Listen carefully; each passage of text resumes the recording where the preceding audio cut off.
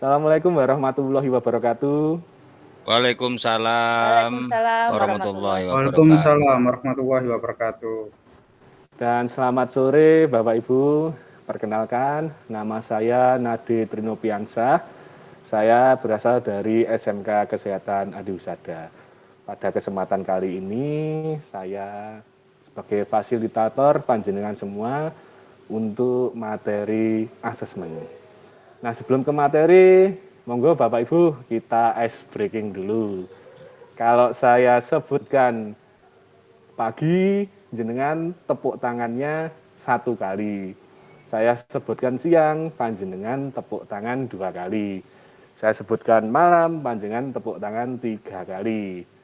Coba dulu ya Bapak Ibu. Oke, Pak. Malam. Pak, siap. Malam. Pagi. Siang. Oke, siap ya Bapak Ibu? Siap. Tepuk malam. Tepuk siang. Tepuk pagi. Oke, terima kasih Bapak Ibu. Sungguh luar biasa sekali di waktu yang menjelang malam ini Bapak Ibu masih semangat semua.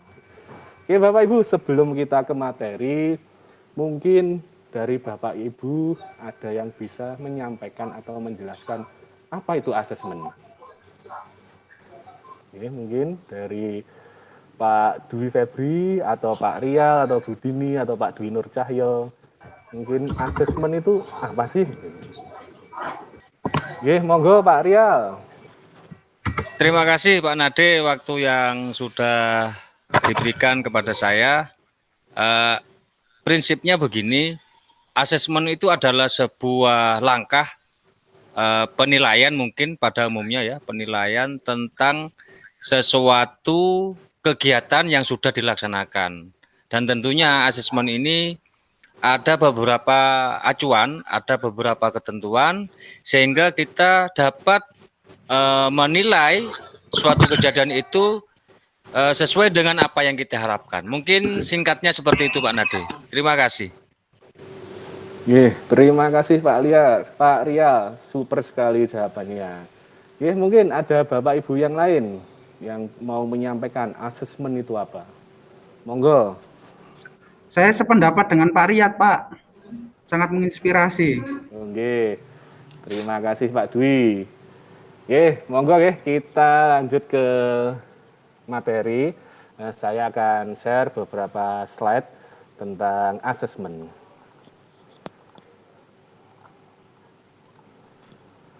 Sudah muncul Bapak Ibu? Sudah. Masih loading, Pak? Oke. Sudah muncul, Pak. Sudah muncul. Seperti yang disampaikan oleh Pak Ria tadi itu, asesmen itu untuk menilai capaian pembelajar peserta didik di satuan pendidikan. Nah, dalam membuat asesmen itu ada prinsip-prinsipnya. Ada 5 prinsip asesmen. Yang pertama, asesmen itu bagian terpadu dari proses pembelajaran, memfasilitasi pembelajaran, menyediakan informasi sebagai umpan balik untuk guru, peserta didik, dan orang tua. Kemudian yang kedua, asesmen perlu dirancang dan dilakukan sesuai dengan tujuan. Yang ketiga, asesmen dirancang secara adil, valid, dan dapat dipercaya. Memberikan informasi yang kaya bagi guru, peserta didik, dan orang tua mengenai kemajuan dan pencapaian pembelajaran serta keputusan tentang langkah selanjutnya. Yang keempat, meliputi berbagai bentuk tugas, instrumen, dan teknik yang sesuai dengan tujuan pembelajaran yang ditargetkan. Kemudian yang terakhir atau yang kelima, laporan kemajuan belajar dan pencapaian peserta didik bersifat sederhana dan informatif, memberikan informasi yang bermanfaat untuk peserta didik dan orang tua, dan data yang berguna untuk penjaminan dan peningkatan mutu pembelajaran. Nah, ini Bapak Ibu, dalam pembuatan asesmen itu ada 5 prinsip yang harus kita masukkan juga dalam proses pembuatan asesmen. Kemudian yang selanjutnya, keterkaitan asesmen dengan prinsip pembelajaran. Yang pertama, pembelajaran dirancang dengan mempertimbangkan tingkat pencapaian peserta didik saat ini, sesuai kebutuhan belajar, serta mencerminkan karakter dan perkembangan peserta didik. Nah, niki Bapak Ibu, untuk nyun sewu, untuk asesmen di satuan pendidikan panjenengan ini, apakah sudah mencerminkan karakter dan perkembangan mereka juga. Nah, untuk yang kedua, pembelajaran dirancang dan dilaksanakan untuk membangun kapasitas belajar peserta didik dan kapasitas mereka untuk menjadi pembelajar sepanjang hayat. Kemudian yang ketiga, kegiatan belajar mendukung perkembangan kognitif dan karakter peserta didik secara berkelanjutan dan holistik. Yang keempat, pembelajaran yang relevan, yaitu pembelajaran yang dirancang sesuai konteks kehidupan, menghargai budaya peserta didik, serta melibatkan orang tua dan komunitas sebagai mitra. Pembelajaran berorientasi pada masa depan yang berkelanjutan. Nah, ini Bapak Ibu, penting sekali asesmen yang kita buat ini harus mengacu pada pembelajaran berorientasi pada masa depan yang berkelanjutan. Nah, ini mungkin Bapak Ibu ada yang bisa sharing atau mungkin menyampaikan yang dimaksud dengan berorientasi pada masa depan yang berkelanjutan ini seperti apa ya Bapak Ibu? Mungkin ada yang share pengalaman atau pendapat Bapak Ibu seperti apa?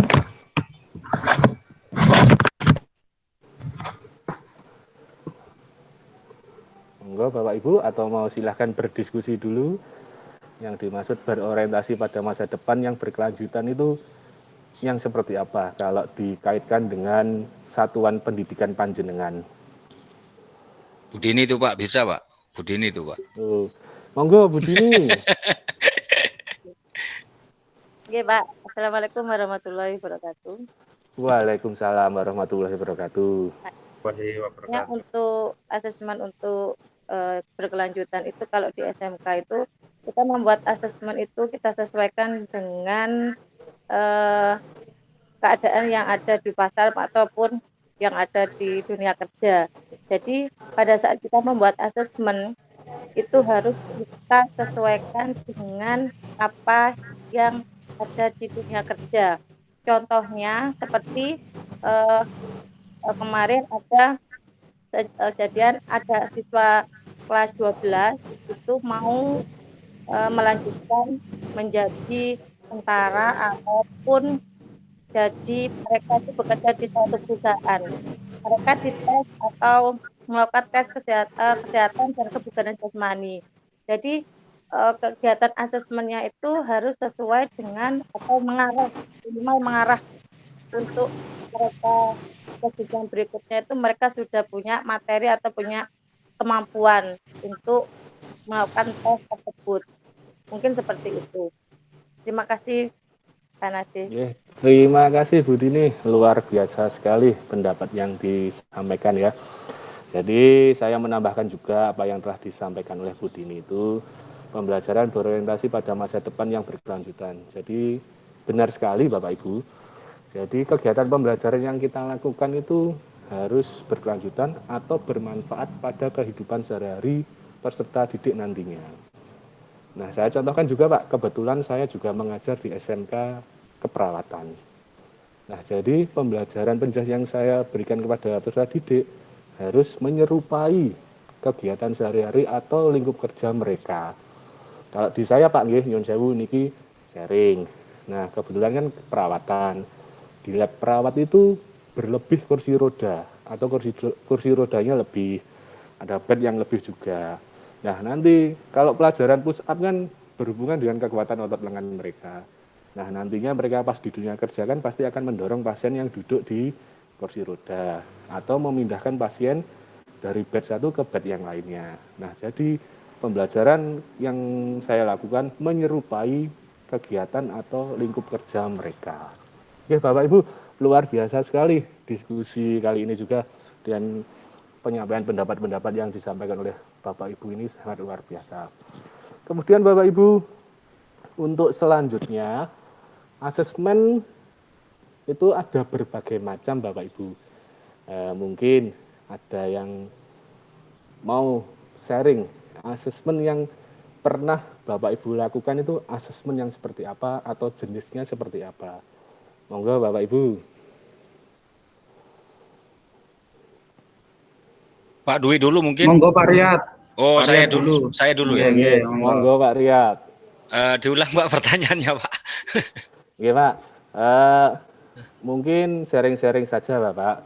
Nggih. Asesmen yang pernah panjenengan lakukan di proses pembelajaran panjenengan atau di satuan pendidikan panjenengan itu yang seperti apa atau jenisnya yang seperti apa, Bapak? Terima kasih Pak Nade dan Bapak Ibu guru, teman-teman seperjuangan ini. Kebetulan penilaian ya, asesmen itu penilaian.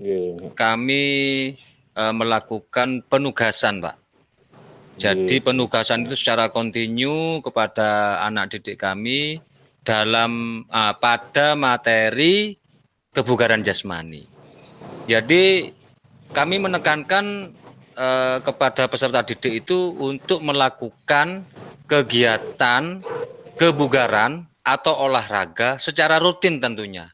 Ya diharapkan mereka untuk melakukan tiap hari. Nah, karena kami menggunakan model project based learning, jadi selama kita kan pertemuan untuk 1 KD itu kan 2 kali pertemuan, Pak. Jadi penilaiannya adalah minggu pertama pada saat pertemuan awal kami sudah memberikan tugas kepada mereka, kepada siswa itu untuk mencatat apa saja kegiatan olahraga atau kebugaran setiap harinya.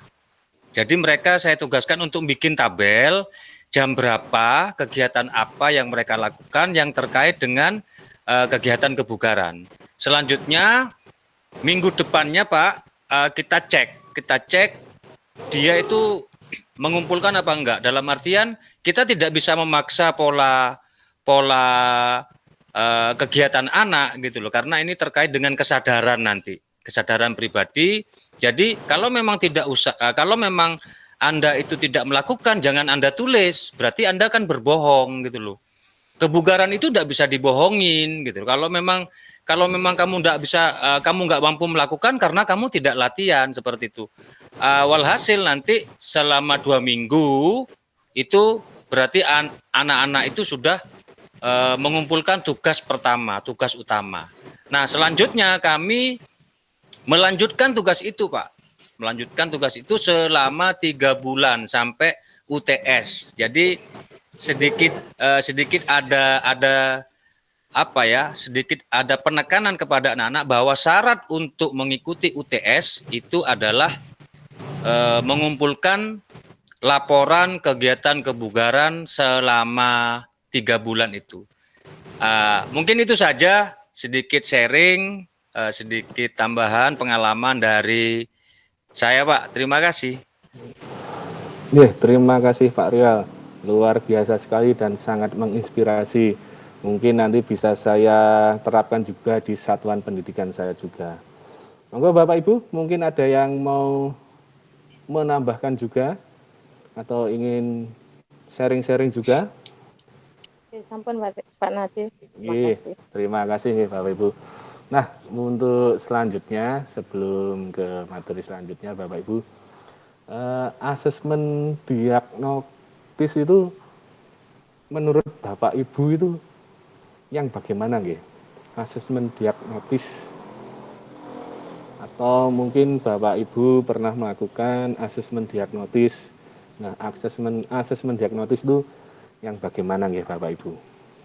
Monggo Pak Dwi Febri mungkin mau menyampaikan pendapatnya, atau Pak Dwi Nur Cahyo, Bu Dini, Pak Rial.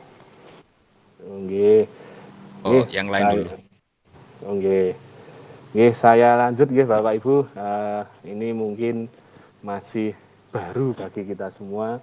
Saya pun mengetahui hal ini mungkin beberapa waktu terakhir ini juga.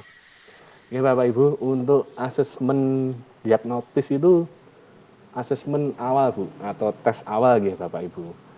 Nah, mungkin sebenarnya Bapak Ibu itu sudah melakukan, tapi mungkin untuk pengadministrasiannya atau pendokumentasiannya mungkin terlewatkan. Nyun sewu Pak, guru PJOK kan seperti saya ini cari yang simpelnya saja.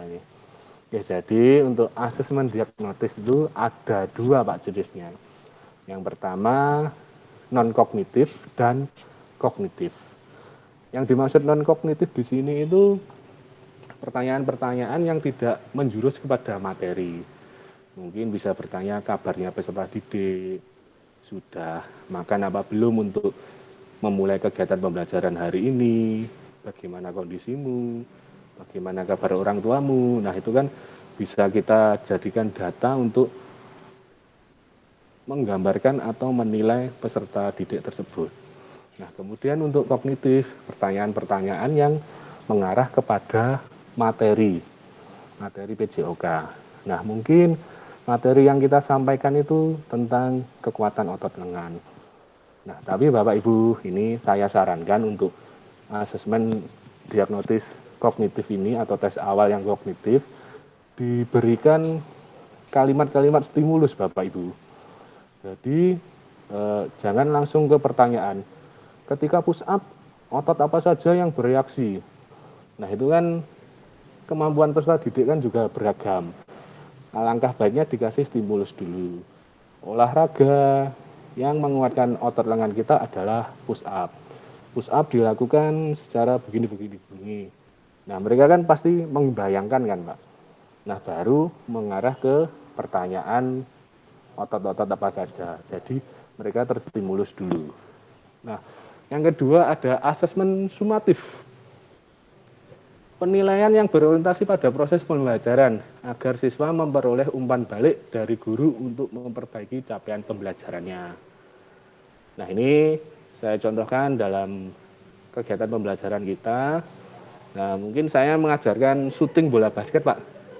Nah, sumatif ini kan berlangsung ketika proses pembelajaran. Nah, kadang kan peserta didik hanya dikasih tahu itu langsung paham. Tapi ada peserta didik yang setelah kita beritahu, responnya kurang, Bapak. Mungkin bisa dengan menunjukkan video. Oh, tadi tanganmu tidak letter L, harusnya seperti ini. Ini silahkan dilihat videonya. Oh, ternyata seperti ini. Nah, jadi itu proses asesmen sumatif itu penilaian selama proses pembelajaran. Kemudian yang ketiga adalah asesmen formatif.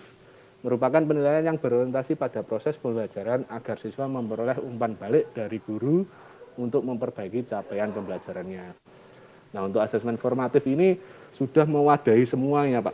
Mewadahi semua materi yang kita berikan atau tes akhir. Itu ya, Bapak. Oke, Pak. Ini maaf, Pak, ini sepertinya kebalik, tulisannya kebalik. Sumatif di akhir, formatif di awal. Mohon maaf, Bapak. Namanya manusia tidak luput dari kesalahan. Dosa. Monggo Bapak Ibu. Mungkin ada yang bisa menyimpulkan dari aktivitas yang kita lakukan barusan saja. Mungkin Bu Dini, Pak Rial, Pak Dwi Febri atau Pak Dwi Nur Cahyo mau menyampaikan kesimpulan dari diskusi atau kegiatan pembelajaran, kegiatan yang kita lakukan ini. Monggo Bapak Ibu mau memberikan kesimpulan. Saya cukup Pak, sangat jelas, menginspirasi sekali. Oke, mungkin kesimpulannya Bu Dini ada yang mau menyampaikan, Pak Rial. Ya Pak, sudah Pak. Yang jelaskan di asesmen yang terakhir tadi, yang sumatif dan formatif sudah menjelaskan keseluruhan mengenai yang formatif dan sumatif dan contoh-contohnya sudah jelas. Alhamdulillah semua mungkin dari Bapak yang lain, monggo mungkin ada kendala, ada yang ada di sekolahnya bisa disampaikan. Terima kasih Bapak Ibu, tadi diskusi yang sangat luar biasa sekali. Bapak Ibu saling bertukar pendapat, saling menguatkan, ini sangat luar biasa sekali. Hari ini bisa memberikan manfaat untuk kita ke depannya. Oke, terima kasih. Ada lebih dan kurangnya mohon maaf. Assalamualaikum warahmatullahi wabarakatuh. Waalaikumsalam warahmatullahi wabarakatuh. Turun Bapak Nade.